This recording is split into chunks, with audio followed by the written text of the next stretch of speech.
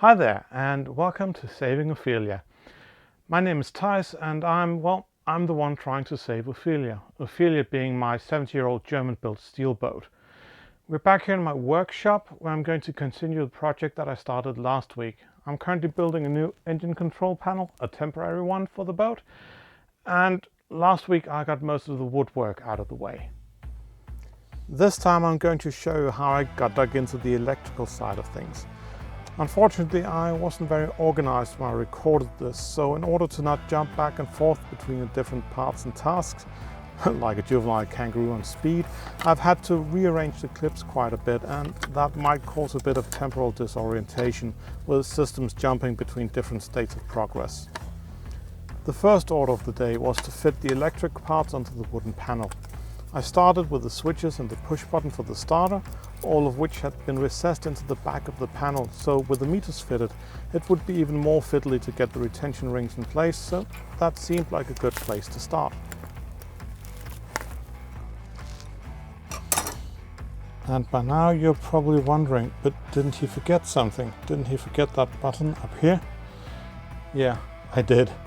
So I'll have to drill for that one now. Let's see. Placement might be a bit easy if we put this in place. Now let's see, where would this look good? I'm thinking here? Yeah, something along those lines, I think. So that would be the hole right there. Could go further down, of course. That might also be, well, good. Let's see. Yeah, that might be better. I think we'll put it down here.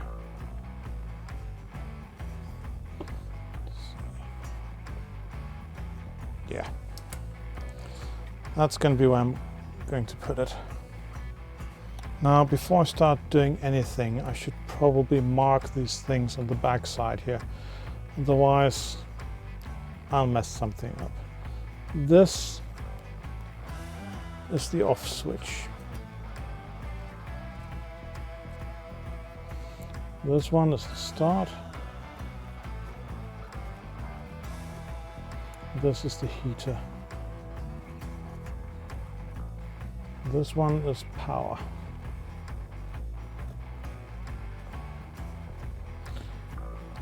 That should make sure that I don't wire something up incorrectly while to the wrong button at least. Now I need to have a look at the diagram to figure out what I need to do here.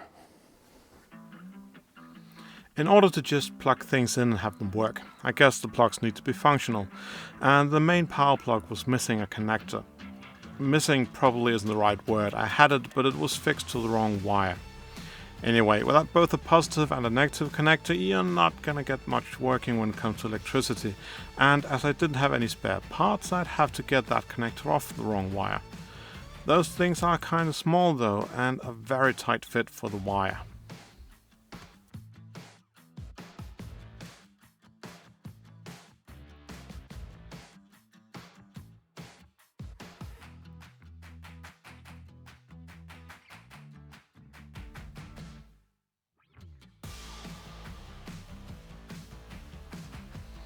Seeing that this was probably the most important junction in the panel and the one carrying the most power, I thought it prudent to get some quality wire, so I extracted a long strand from the trashed shore power cable. Fortunately, the actual damage to the cable was fairly localized.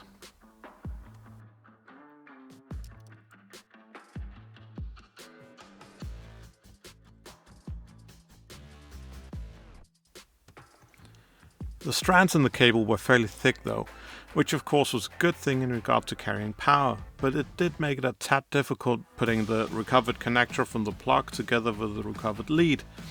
However, a bit of patience and a pair of pliers solved that particular issue.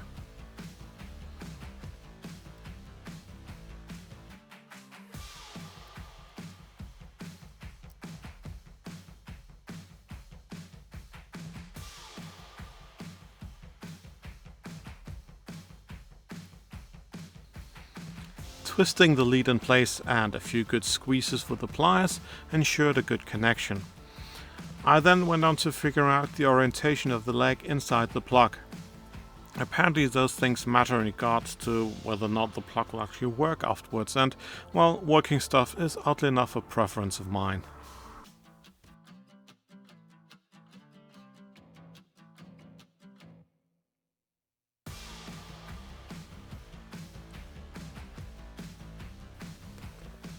With the plug brought in working order, I proceeded to connect the wire to the control panel, more precisely to the negative side of the voltmeter.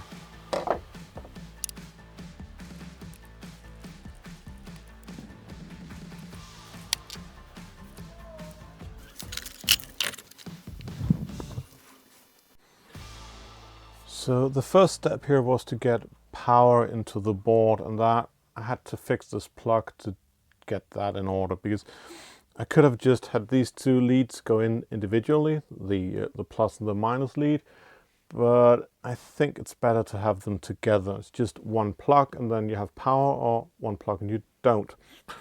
And then we go from here to the voltmeter, and I know the voltmeter looks like a mess, but that's because it's both a voltmeter and a light source. So it draws power in here for a light bulb, and it measures across these two legs. So now I need to go from here into the other instruments, and I think I'm just gonna wire them into one. It's not really, as I see it, best practice. They should have individual connections, but I think that's gonna be a mess because there's not a lot of room back here, and well, it is after all only temporary. So I think I'll just wire these two here. I can't remember which meter is which, but one is the pressure meter for the oil and the other one is temperature, and I'll just wire those directly to the tachometer, and well, that'll be the end of that. Then I can have a look at the signal wires after that, because this is a bit messy. These are both, I think, positive leads, and again down here, and then the negative one here, and this is, I don't know why they aren't just jump together. I think I'm going to do that, but yeah, either way, I think I'm just going to wire everything down into the tachometer, which should be the central unit anyways. Well, the real thing here is that the power can go to the ignition. This is just monitoring, and well, say just, it's nice to have, but it's not neat to have. This needs to work, and it will, even if this doesn't. So I can just wire this together, and it won't be an issue in regards to turning the engine off if these fail. So I think that's the plan going forward from here. So I'll start by getting my leads in order here. Oh, these are long. The other ones must have been cut down quite significantly. So we have, well, the signal lead here. Pull that aside. Then the two blue leads. There's really no point in that one being so long. Just have to reach there. If I ever need a longer one, I'll just have to splice in a piece.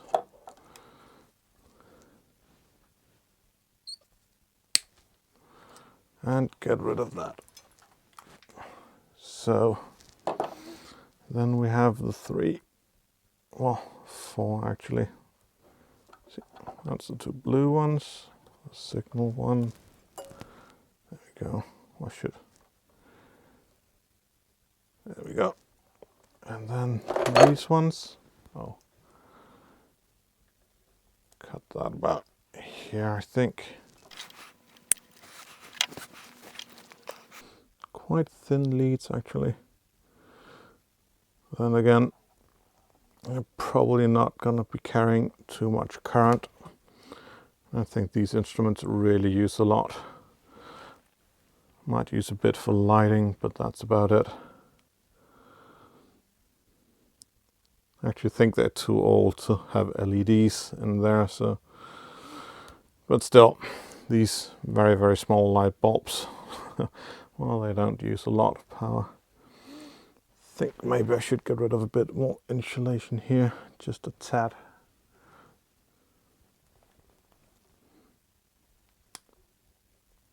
Yeah, That's beautiful. Just cut the entire wire.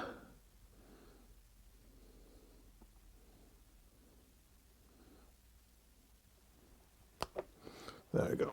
That's better. Think that will work out.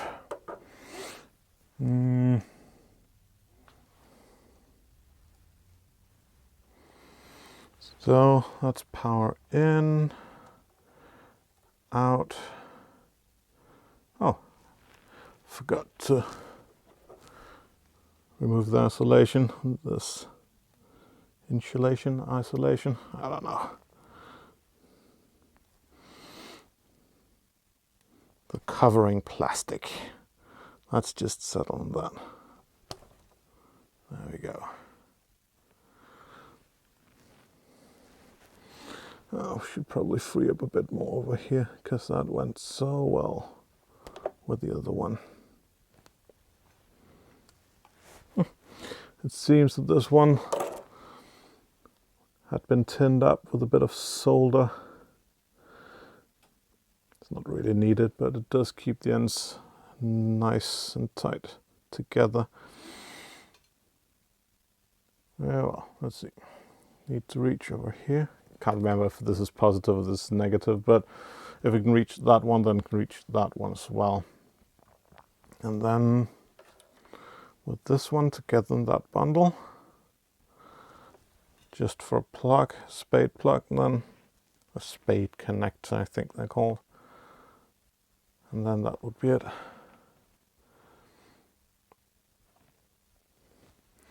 Yeah, I think I need to have a bit of a think, because it might not be a good idea to have everything like that.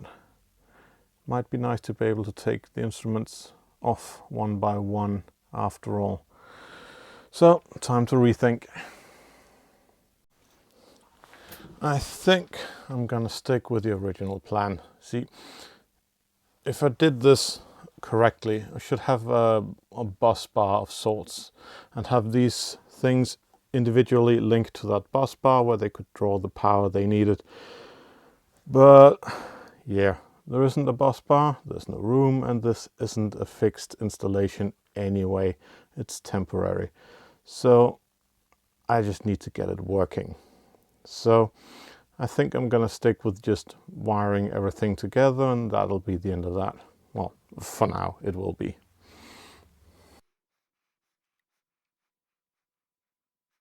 And then see if I can find one that will fit probably. This one should fit. And it does. Then, well, let's see if we can get all these wires in there together. That might present a bit of an issue. See if I have one that's not shielded. Oh, I don't have that. Maybe.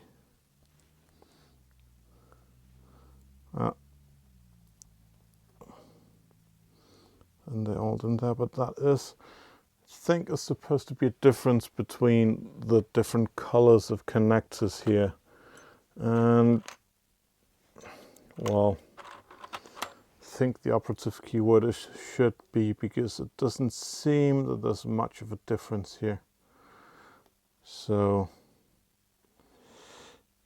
yeah, well, this is a bullet connector, that's fairly big, but this one down here, and then, well, there is after all. Maybe I'm just rambling, who knows. I'll just see if I can find one that fits. I think, well, the yellow one will most definitely fit, but I think it might be too big. Oh, let's see how that works out. Yeah, exactly what I thought. It was just too big. The red ones might be too small. That leaves us with, I guess, the blue ones. See if I can get the wires in there.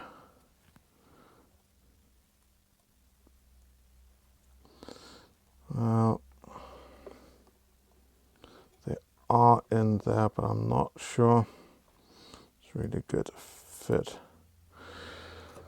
But let's see. Oh, there we go. One in there, and then compress it. I think I'll compress it a bit more. The red one should compress it a bit more, and if that's not enough, well, then we can always give it a bit of tender attention with this old-fashioned thing. I think that'll work. Should probably check the connection. I'm guessing that if this one is good enough, then that one, well, these ones should be working as well. And out comes the trusty meter again. I don't really know that there's any other way to check these connections, well, other than trying to power everything up.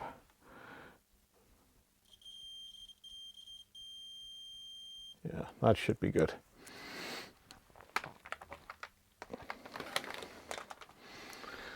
Now I just need to be absolutely sure which one is positive and negative, so I'll have to look at the diagram again. So this should be positive and this one negative, so that should be that. And then, well, need to link these three together over here. And these are big ones.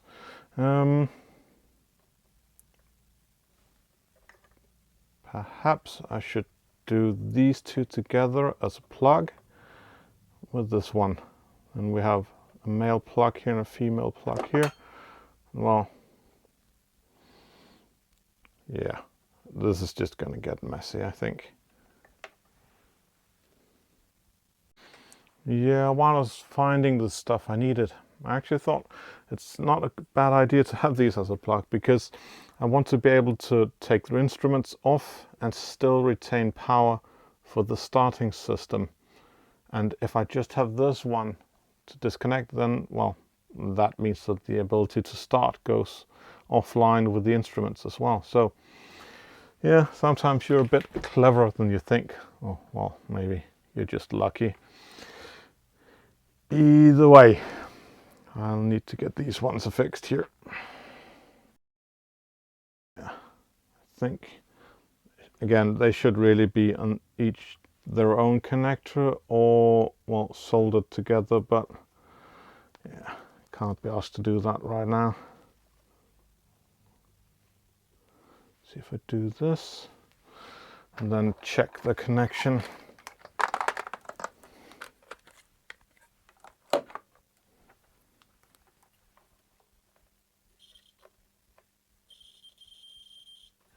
Yep. Not exactly a sound and solid connection right now, but then again, I haven't really pressed these together as you're supposed to. Maybe I should just give them an extra winding here and a bit of a squeeze. That should be enough, but yeah, I don't really trust it, so I'll just give it an extra squeeze here with the red one, and then a bit of tender loving manually, because, oh yeah, there we have the problem. Now, see, as you can see it, but the copper is kind of out here, so I'm not entirely sure that there's a good connection in here. Only one way to find out, I guess. Oh, does seem to indicate a solid connection. Well, what do you know? Then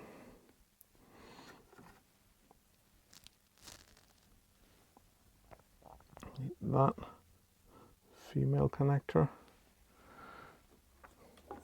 which I'm pretty sure won't hold up, but I'm not comfortable having a red female connector and a blue, well, it's the other way around, a blue male connector and a red female one being the ones I have to go together, that could cause a bit of an issue. So yeah.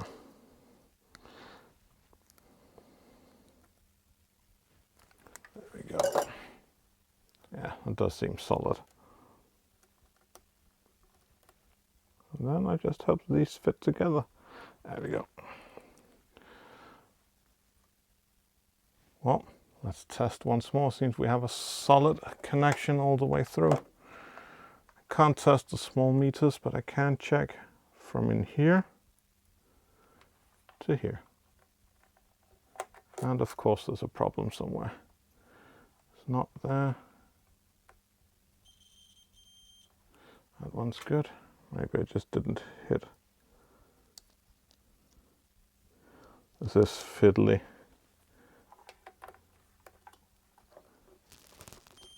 No, there we go. Once I hit the connectors, everything's okay.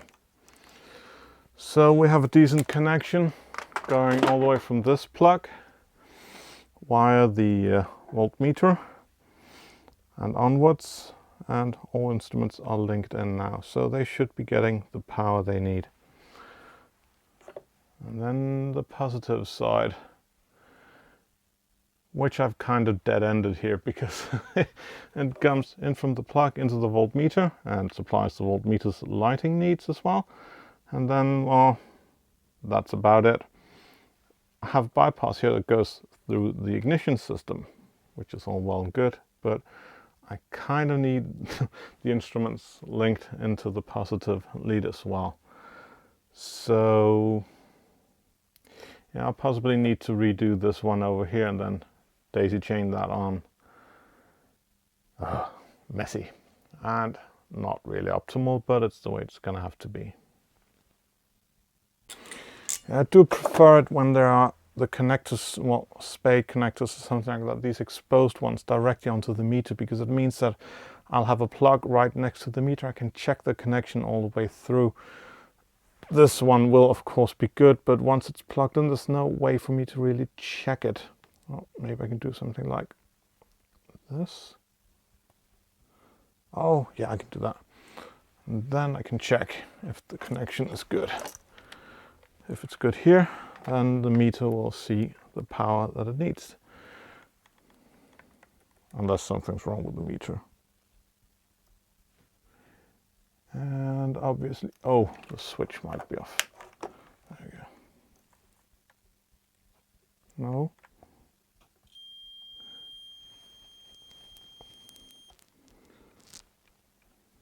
That should be good. Oh, that would be because I was measuring the wrong lead. There we go. So this meter sees power. Let's see if we can get this one to do the same thing here. I can just check it down here. No. No dice. Doesn't want to play nice. There we go. There we go. So that one does as well. Positive here and into both meters. Negative here and out. Well, that should be the meters. With the power supply for the control panel in place, the signal wires are up next. I need the wires that carry the signal that, well, starts the engine to be hooked up correctly. And the same goes for the wires that carry the signal from the engine to the meters. Otherwise the meters, well, they're kind of useless. That's going to have to be for next time though. And I also hope that I'll be able to, well, connect a new alternator and test the entire assembly. Now, I hope you enjoyed this video, and if you did, please do click the like and the subscribe button. It helps the channel out a ton. And if you feel like, well, supporting this project beyond just watching these videos, you can do so by the usual means, like joining my Patreon or signing up as a member for this channel. If you're more into, well, one-off support than, well, repeating ones, you can just send a super thanks on the button below. Either way, I hope you'll be joining me next time, and do have a good time until then.